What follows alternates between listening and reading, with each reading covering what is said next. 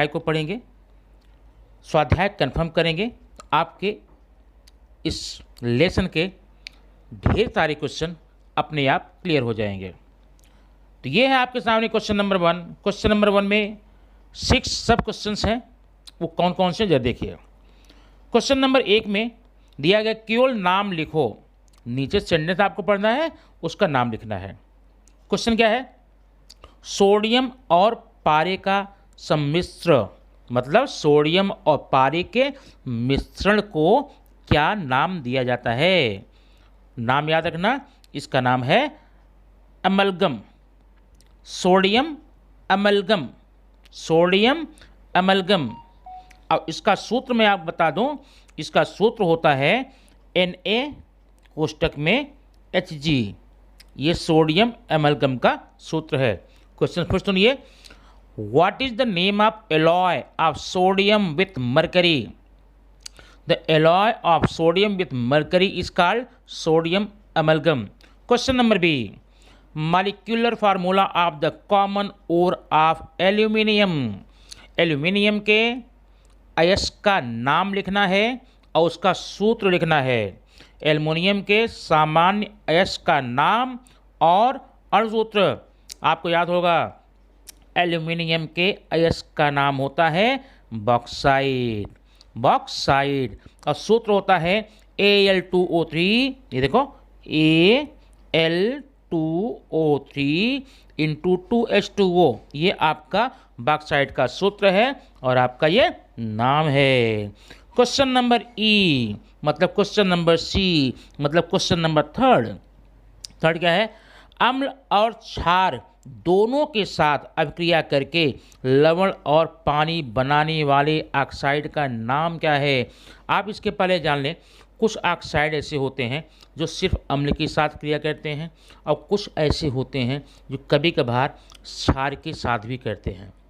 लेकिन ऐसे ऑक्साइड जो अम्ल और क्षार दोनों के साथ, अम्ल और भस्म दोनों के साथ अभिक्रिया कर लें, उनको कहते हैं उभयधर्मी ऑक्साइड, उभयधर्मी ऑक्साइड। क्वेश्चन क्या फिर देखिए, the oxide that form salt and water bye reacting with both acid and base, उसका नाम क्या आप बोलेंगे? उसका नाम बोलेंगे एम्फोटेरिक, एम्फोटेरिक ऑक्साइड्स, उभयधर्मी ऑक्साइड। इसका सूत्र क्या होता है? Al2O3, Al2O3 एल्युमिनियम का ऑक्साइड है और यह एल्युमिनियम का ऑक्साइड उभयधर्मी है, एम्फोटेरिक है। ठीक है। क्वेश्चन नंबर नेक्स्ट क्या है? The device used for grinding an ore, अयस्कों का चूर्ण बनाने वाले उपकरण का नाम क्या है? उस उपकरण का नाम है बॉल मिल। क्या है? बॉल मिल, ग्राइंडर। ठीक है, नाम याद रखना इसका। क्वेश्चन नंबर अगला है, विद्युत सुचालक अधातु मानी वह कौन सी अधातु है, कौन सा नॉन मेटल है जिसमें जो कि इलेक्ट्रिसिटी का कंडक्टर होता है? वो अधातु है graphite. The non metal having electrical conductivity is called graphite. ठीक है। नेक्स्ट क्वेश्चन एफ क्या है? The reagent that dissolve Nobel metal, वह कौन सा घटक है जो कि नोबल मेटल माने राज धातुओं को भी अपने आप में घोल लेता है, डिसॉल्व कर लेता है? याद रखिए, उस रिएजेंट का नाम है, उस अभिकारक का नाम है, क्या जानते हैं? अम्लराज। क्या नाम है? Amalraj, aqua regia. ये देख रहा, आपको मैं बता देता हूँ, एक्वा रेजिया, अम्लराज। अब अम्लराज में होता क्या है? यह 1:2, 1:3 का मिश्रण होता। नाम अनुपात याद रखना, यह 1:3 का मिक्सचर होता है। किसका जानते हैं? नाइट्रिक एसिड और हाइड्रोक्लोरिक एसिड। माने एक पार्ट अगर नाइट्रिक अम्ल का होता है, ये NO3 का, 3 होता है HCl, हाइड्रोक्लोरिक अम्ल का। इस प्रकार से आपके क्वेश्चन नंबर 1 में 6 इसके उप पार्ट हो चुके हैं। अब आइए देखते हैं क्वेश्चन नंबर 2 क्या है। अब क्वेश्चन नंबर 2 में आपको मैच करना है, मैच द फॉलोइंग। एक तरफ कुछ धातुएं दी गई हैं, दूसरी तरफ या तत्व दिए गए हैं, दूसरी तरफ उनके गुणधर्म आपको टैली करने हैं। नंबर 1 में आपका दिया गया KBr। अब ध्यान देखना, ये KBr और कभी कभी इसका नाम दिया जाएगा आपके एग्जाम में। क्या नाम जानते हैं इसका? इसका नाम है पोटेशियम ब्रोमाइड। Potassium bromide. नीचे है सोना, फिर है गंधक माने सल्फर, नियॉन आप जानते हैं। अब पहले हमें पता लगाना है कि पोटेशियम ब्रोमाइड का क्या गुणधर्म है। ये ज्वलनशील है, घुलनशील है, अभिक्रिया नहीं करता या उच्च तन्यता है। तो ध्यान सुन लो मेरे भाई, जो KBr होता है, पोटेशियम ब्रोमाइड होता है, ये बहुत ही आसानी से क्या होता है, पानी में घुल जाता है। क्या लिखोगे? KBr is the soluble in the water. ये देखो दूसरा वाला, सॉल्युबल इन द वाटर। अगला है गोल्ड, सोना। सोने का गुणधर्म क्या होता है? सोने में तन्यता का गुणधर्म पाया जाता है। हाई डक्टिलिटी, हाई डक्टिलिटी आप यहाँ पर चौथे में देंगे। अगला ई है, ई में गंधक है, गंधक सल्फर है। सल्फर क्या होता है? सल्फर एक बहुत ही ज्वलनशील पदार्थ होता है। ज्वलनशील को हम क्या बोलते हैं पता है? कंबस्टेबल, कंबस्टेबल ये ज्वलनशील पहला। और अगला नियॉन है। अब चाहे तो गुणधर्म बता दूं और चाहे तो आप एक बच्चा उससे कर लेंगे। बताता गुणधर्म। नियॉन क्या है? नियॉन आपके आधुनिक आवर्त सारणी में 18वें समूह का तत्व है। ये नोबल गैस है, निष्क्रिय गैस है। इसकी बाहरी कक्षाएं पूर्ण रूप से भरी होती हैं। इसका ऑक्टेव कंप्लीट होता है, इसलिए कभी भी ये किसी अन्य तत्वों से, धातुओं से, अधातुओं से क्रिया नहीं करता है। मतलब रासायनिक क्रिया ये नहीं करता। तो कौन सा आएगा? रासायनिक क्रिया नहीं करता। अब आपने यहाँ देख लिया, आपके 2 क्वेश्चन हो गए। अब आइए हम देखते हैं तीसरे में क्या कहा गया है। तीसरा भी आपका है जोड़ियाँ मिलाइए। जोड़ियाँ मिलाना क्या है देखने, इसमें आपके कॉलम ए में दिया गया है अयस्क का नाम है और कॉलम बी में धातु है। तो कौन किसका अयस्क है इसको अच्छे से कंफर्म कर लेना। बॉक्साइट, आप तो पूरा चैप्टर पढ़ रहे हैं इसी का। बॉक्साइट किसका अयस्क है? बॉक्साइट एल्युमिनियम का है। Bauxite is the ore of aluminium. तो एल्युमिनियम कहाँ है? सेकंड वाला। अगला है कैसिराइट, कैसिट्राइट। कैसिट्राइट ना टिन का होता है। किसका? टिन का। तीसरा ये। और एक बचा सिनाबार। सिनाबार पारे का होता है, मरकरी का होता है। इस प्रकार से आपने यहाँ पर देख लिया। ठीक है। अच्छा, अब आएंगे हम क्वेश्चन नंबर 4 में। देखते हैं 4। हाँ 4 है। 4 है परिभाषा लिखो। आपको यहाँ पर परिभाषा लिखनी है। ध्यान देना, एक एक मैं बता रहा हूँ, सुनिए।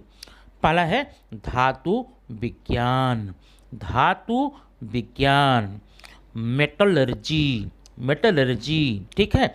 धातु विज्ञान क्या है? सिंपल सी बात है, खनिजों से या फिर अयस्कों से शुद्ध धातु प्राप्त करने की विधि को, प्रक्रिया को, प्रोसेस को धातु विज्ञान कहते हैं। आप इंग्लिश में क्या बोलेंगे? द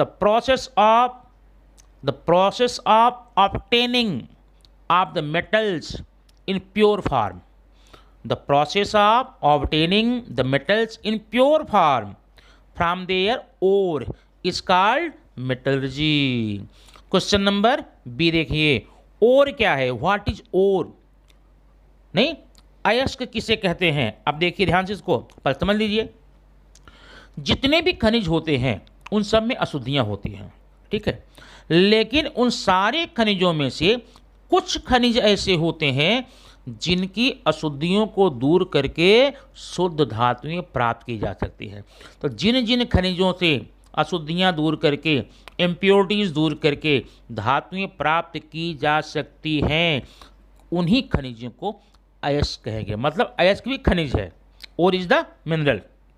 अब सुनिए, the mineral from which the metal can be obtained. वह मिनरल जिससे मेटल प्राप्त किया जा सकता है उसको कहते हैं ओर। तो अब मेटल, भाई मिनरल्स क्या है, खनिज क्या है, अब इसको देख लीजिए। खनिज द नेचुरली अकरिंग कंपाउंड, प्राकृतिक रूप से पाए जाने वाले यौगिक, किसके? धातुओं के। प्राकृतिक रूप से पाए जाने वाले धातुओं के ये ऐसे यौगिक जिनमें की ढेर सारी अशुद्धियाँ मिली हुई होती हैं, उसे हम कहते हैं खनिज। The naturally occurring of metals along with their impurities is called, is known as minerals. ठीक है। क्वेश्चन नंबर डी देखिए, मृदा अशुद्धि किसे कहते हैं? मृदा अशुद्धि, असार ना, आप किताब असार लिखा गया होगा, मृदा अशुद्धि लिखा गया होगा। इम्प्योरिटीज बोलते हैं इंग्लिश में। One contains metal compound with some of the impurities such as sand, rocky materials, these impurities are called gangues. ठीक है। अब इसका क्या आंसर होगा? माने धातुओं में कुछ अशुद्धियां होती हैं, उन्हीं अशुद्धियों को हम क्या बोलते हैं? असार बोलते हैं, मृदा अशुद्धि या गैंग। अब आपको आ जाइए क्वेश्चन नंबर 5 बताना है। क्वेश्चन नंबर 5 में है राइट द साइंटिफिक रीजन। आप वैज्ञानिक कारण लिखना है। पहला क्या है? हरे परत जमे हुए तांबे के बर्तन साफ करने के लिए नींबू या इमली का प्रयोग क्यों करते हैं? अब देखिए, आपके यहाँ घर में अगर तांबे के बर्तन हो, तांबे के उपकरण हो, तो बड़ी जल्दी उसमें एक हरे रंग की परत जम जाती है। पहले तो ये समझना है कि वो जमती क्यों है। जब ये तांबे हवा में उपस्थित कार्बन डाइऑक्साइड से क्रिया करते हैं, तो इन तांबों के ऊपर एक कॉपर कार्बोनेट, याद रखना, कॉपर कार्बोनेट की परत जम जाती है। जब तांबे हवा में उपस्थित CO2 से, कार्बन डाइऑक्साइड से क्रिया करते हैं, तो तांबों के ऊपर एक परत जम जाती है। वो परत किसकी होती है? वो परत होती है कॉपर कार्बोनेट के। अब क्या होता है? जब इसमें हम इसको इमली से या फिर नींबू से रगड़ते हैं, तो इमली या नींबू में पाया जाता है क्या? Citric acid. और ये साइट्रिक एसिड क्या करता है?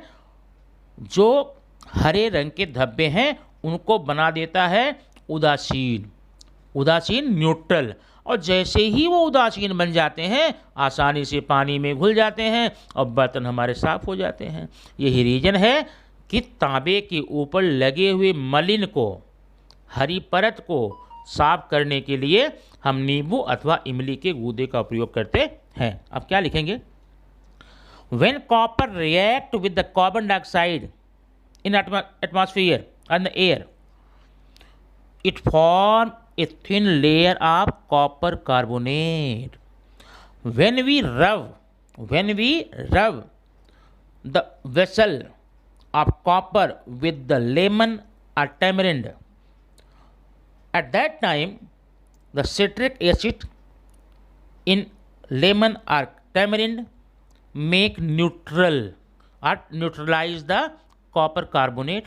In this way the copper carbonate become dissolvable in the water and vessel will be shining and question number B का बी। अब क्या है?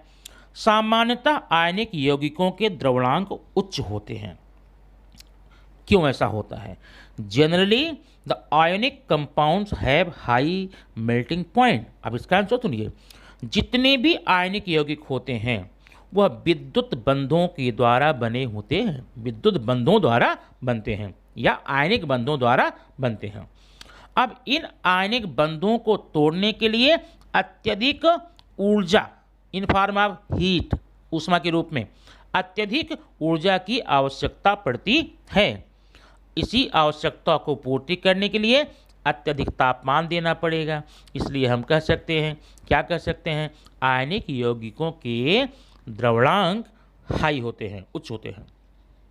The ionic compounds are formed from the strong electrostatic interaction between ion which result higher melting point and electrical conductivity compared to the covalent compound.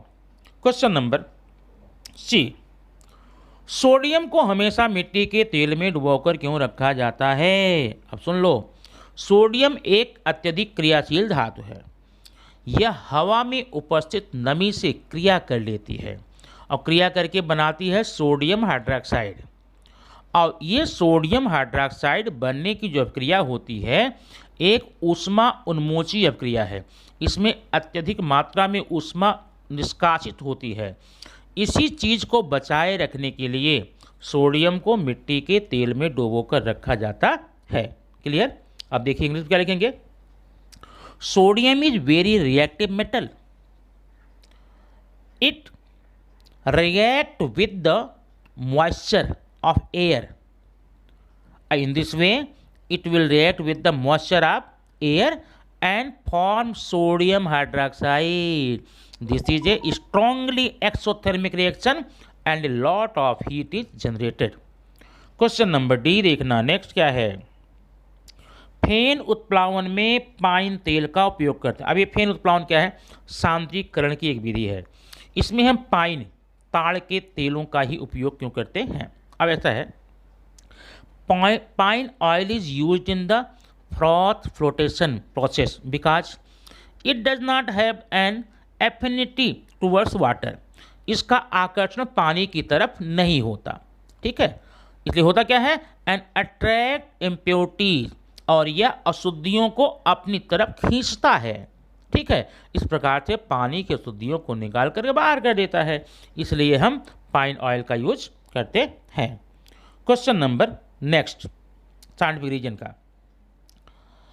Alumina के विद्युत अपघटन के alumina के विद्युत अपघटन में समय समय पर धनाग्र बदलते रहने की आवश्यकता होती है। अब इसमें ऐसा होता है, जब एल्यूमिना का विद्युत अपघटन होता है तो जो धन प्लेट होती हैं, कार्बन की धन प्लेट होती हैं, धनाग्र होती हैं, उस पर ऑक्सीजन के बुलबुले जमा होते रहते हैं। जब उनकी मात्रा अत्यधिक हो जाती है तो होने वाली जो अभिक्रिया है वो मंद पड़ जाती है, क्योंकि उनका धनाग्रीकरण का जो गुणधर्म था वो खत्म हो रहा है, ऊपर आ गया, उदासीन हो जाते हैं। तो अभिक्रिया कम हो जाती है, गति मंद हो जाती है। उस गति को बरकरार बनाए रखने के लिए हमें उन कार्बन की प्लेट को बीच बीच में बदलते रहना पड़ता है, ठीक है। अब ये हो गया। This is because over time the graphite anode gets degraded and loses its ability to act an electrode. मान धीरे धीरे ये इलेक्ट्रोड होने का, धनाग्र होने का गुणधर्म खोता जाता है, इसलिए अभिक्रिया मंद पड़ जाती है। Also more impurities will stick to the electrode. ज़्यादा इम्प्योरिटीज आ जाती हैं, इसलिए इसको हम क्या करते हैं? बदल देते हैं। अब हम क्वेश्चन नंबर 5 हो चुका हमारा, आते हैं 6 में। 6 क्या बोलता है, ध्यान देखना। तांबे का सिक्का सिल्वर नाइट्रेट के विलयन में डुबोकर रखने पर थोड़ी देर के बाद चमकने लगता है। ऐसा क्यों होता है? और रासायनिक समीकरण भी लिखना है। ध्यान सुनिए, बड़ा सिंपल छोटा आंसर है। जब कॉपर के सिक्के को या कॉपर को सिल्वर नाइट्रेट में डुबोते हैं तो क्या होता है? कॉपर नाइट्रेट और सिल्वर मेटल आर फॉर्म। उस समय क्या बनता है? जो कॉपर था वो कॉपर नाइट्रेट बन जाता है, और सिल्वर नाइट्रेट था वो सिल्वर बन जाता है। अब सिल्वर में से नाइट्रेट निकल गया, है ना, और सिल्वर हो गई शुद्ध धातु, इसलिए वो सिल्वर जो है चमचम चमचम चमकने लगता है, ठीक है। अब फिर देख लिए, when copper is dipped in silver nitrate solution, copper nitrate and silver is formed, a shining white deposit of silver metal is form on the copper coin.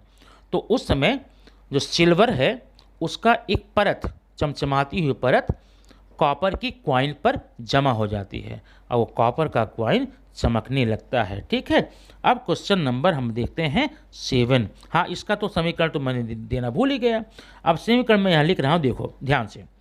सबसे मैं लूँगा सबसे पहले सिल्वर नाइट्रेट, ये है AgNO3, ये सिल्वर नाइट्रेट का सूत्र है, ध्यान देना। उसके बाद लेंगे कॉपर का सिक्का, ये तांबा है। अब जब ये आपस में क्रिया करेगा तो मैं नीचे लिख रहा हूँ, बनेगा कॉपर नाइट्रेट, ऐसा CuNO3 ट्वाइस, ये बनेगा, और बाद में यहाँ बनेगा Ag बनेगा, सिल्वर बनेगा। बाद में बैलेंस कर लेना, यहाँ पर आपको 2 करना पड़े क्योंकि यहाँ पर 2 Ag है, ठीक है, बाकी बराबर है। तो ये सिल्वर जो है इसकी परत जम जाती है कॉपर पर और कॉपर चमकने लगता है। ओके, अब देखेंगे क्वेश्चन नंबर हम 7। एक धातु है अ, उसका इलेक्ट्रॉनिक संरूपण है 281 और एक धातु है ब, उसका इलेक्ट्रॉनिक संरूपण है 2882। अब प्रश्न सुनो, कौन सी धातु अधिक क्रियाशील होगी और उसकी तनु हाइड्रोक्लोरिक अम्ल के साथ में क्या क्रिया करवा सकते हो? ठीक है, सुनो, इसमें करना क्या है, सबसे पहले देखेंगे ये है 281, 281 माने 8 2 10 1 11, ये तो सोडियम भाई, सोडियम है, सोडियम। और दूसरा है 8 2 8 8 2 मतलब 20, 20 किसका होता है? कैल्शियम का। तो पहली धातु हो गई सोडियम, दूसरी हो गई कैल्शियम। अब सोडियम की बाहरी कक्षा में 1 इलेक्ट्रॉन है, इसलिए आसानी से परित्याग कर सकता है। और जो धातुएं जितना जल्दी, जितना आसानी से इलेक्ट्रॉनों का त्याग कर दें, वो उतना ज़्यादा रिएक्टिव होती हैं। इसका मतलब ज़्यादा एक्टिव कौन हो गया? 281 वाला। 281 क्या है? सोडियम है। Sodium is the more reactive. और ये कैल्शियम भी रिएक्टिव है लेकिन सोडियम से कम है क्योंकि इसके बाद 2 इलेक्ट्रॉन हैं। अब फिर पूछा इसमें कि ये धातुएं अगर हाइड्रोक्लोरिक एसिड मतलब HCl से क्रिया करें क्या होगा? आप पढ़ चुके हैं, जब धातुएं हाइड्रोक्लोरिक एसिड से क्रिया करती हैं ना, तो क्या होता है?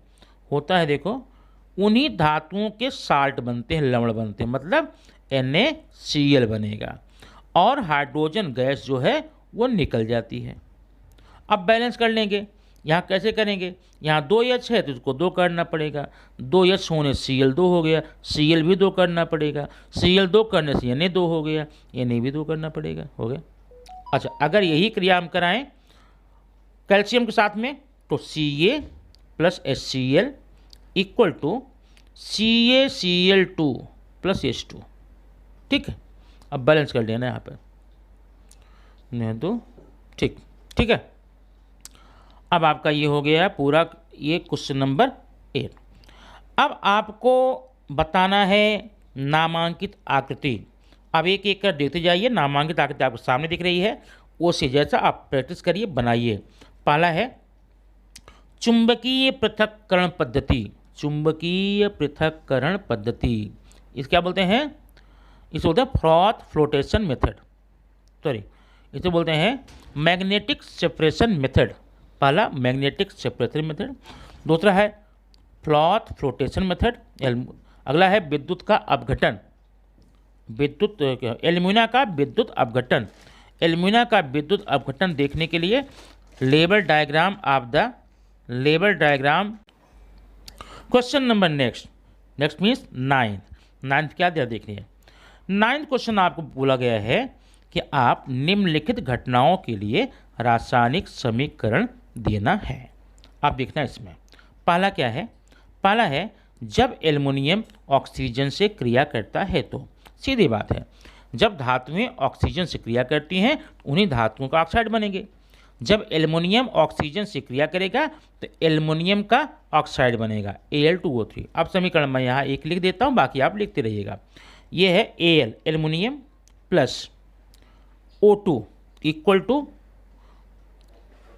Al2O3। अब यही हो गया आपका, बस इतना करना है। अब बैलेंस कर लेंगे, देखिए ध्यान से, यहाँ 2 एल्युमिनियम है, यहाँ 1 है, ठीक है, और यहाँ पर आपके 3 ऑक्सीजन है, तो आप इसको 6 बनाने के लिए यहाँ पर 2 करेंगे। 2 करने से ऑक्सीजन 6 हो गया, ये बनाइए 6, 3 हो गया, एल्युमिनियम 4 हो गया, आप 4 यहाँ लिख दीजिए, हो गया। बाकी के क्या है? लोहे का चूरा माने आयरन का powder, copper sulphate FeSO4 CuSO4 के साथ क्रिया करता है। यह एक विस्थापन क्रिया है, आप कर लेंगे ना। क्या है इसका? Fe plus CuSO4 equal to FeSO4 plus Cu। ये देखो, ये क्या देख लो यहाँ पर, यह है आयरन का चूरा है, पाउडर है, और ये कॉपर सल्फेट है CuSO4। जब अब क्रिया करेगा, चूँकि कॉपर कम क्रियाशील है इसलिए आयरन के द्वारा विस्थापित हो जाएगा, FeSO4 हो जाएगा प्लस Cu हो जाएगा। ठीक है, इस प्रकार से आपका ये आंसर हो गया। ठीक है, अब देखिए लास्ट क्वेश्चन क्या है, 10वां 10th क्वेश्चन। निम्नलिखित प्रत्येक पर्याय के अनुसार पूर्ण कीजिए। Complete the following statement using every given option. पहला ऑप्शन क्या है, during the extraction of aluminium के एक्सट्रैक्शन के समय क्या होता है, तब जब ingredients and gangs of bauxite में कौन कौन से घटक या अशुद्धियाँ होती हैं। सिंपल सी बात भाई, बॉक्साइड में कौन कौन घटक होते हैं। अब आपने पढ़ा था बॉक्साइड में अशुद्धियाँ क्या होती हैं, 30 से 70% की मात्रा होती है, जिसमें सिलिका है, फेरिक ऑक्साइड है, टाइटेनियम ऑक्साइड है, ये अशुद्धियाँ होती हैं। दूसरा, धातु के सांद्रीकरण में निक्षालन का उपयोग। जब धातु का सांद्रीकरण करते हैं तो किस निक्षालन का उपयोग करते हैं, कौन सी विधि का करते हैं, इसमें आप पता है, हॉल्स एंड बेयर्स मेथड में, where finally the concentrated alumina can be obtain by the calcination process. कौन सी विधि, कैल्सिनेशन प्रोसेस, याद रखना कैल्सिनेशन यहाँ पर, ठीक है। ये हिंदी इंग्लिश दोनों सेम रहेगा। ई, हाल की विधि में बॉक्साइड का एल्युमिना में रूपांतरण करने रासायनिक भी आप ये पढ़े होंगे। इसमें पहले क्या करते हैं, हमें तो हॉल की विधि में हम लेते हैं bauxite Al2O3 into 2H2O plus Na2CO3 अब ये अभिक्रिया करके क्या बनाएगा, ये 2NaAlO2 plus carbon dioxide gas plus H2O, ये बना, ठीक है। अगला क्वेश्चन है, एल्यूमिना के अयस्क को सांद्र कास्टिक सोडा के साथ गर्म करने पर, पहला समीकरण आपका था सांद्र कास्टिक सोडा के साथ गर्म करेंगे, वो क्या था, Al2O3, ये देखा Al2O3 प्लस NaOH, तो क्या बना था आपका यहाँ पर, बना था NaAlO2 सोडियम मेटा एल्यूमिनेट है ना, और पानी बना था, H2O बनेगा, ओके। अच्छा, अब आ जाइए क्वेश्चन नंबर लास्ट है, 11th है। आपको यहाँ कुछ तत्व दिए गए हैं, उनको क्रियाशीलता की आधार पे सबसे ज़्यादा कौन है, मध्यम कौन है, सबसे कम कौन कौन लिखना है। अब देखिए, यह है कॉपर है, जिंक है, कैल्शियम मैग्नीशियम है, आयरन है, सोडियम लिथियम है। तो सबसे ज़्यादा बहुत ज़्यादा क्रियाशील होता है सोडियम, उससे कम कौन होता है, उससे कम लिथियम होता है। लिथियम से कम कौन होता है, लिथियम से कम कैल्शियम होता है। कैल्शियम से कम कौन होता है, कैल्शियम से कम Mg होगा, ठीक है। Mg से कम जिंक होगा, जिंक से कम Fe होगा, Fe से कम Cu होगा। तो आपको 3 ग्रुप में बनाना है। सबसे ज़्यादा कौन है, ये तीनों आप ले लीजिए ना। मीडियम में कौन है, ये तीनों, ये 2 और ये, और सबसे कम कौन है, Cu। इस प्रकार से आपका ये क्रम लग जाता है। ये हुआ आपके धातु विज्ञान चैप्टर का पूरा स्वाध्याय। इसको पढ़कर कंफर्म कीजिए और एक एक चैप्टर कंफर्म कीजिए, आगे और चैप्टर इस प्रकार आपको मिलते रहेंगे। Thank you very much. फिर मिलेंगे नेक्स्ट वीडियो में कुछ ऐसे ही मटेरियल के साथ।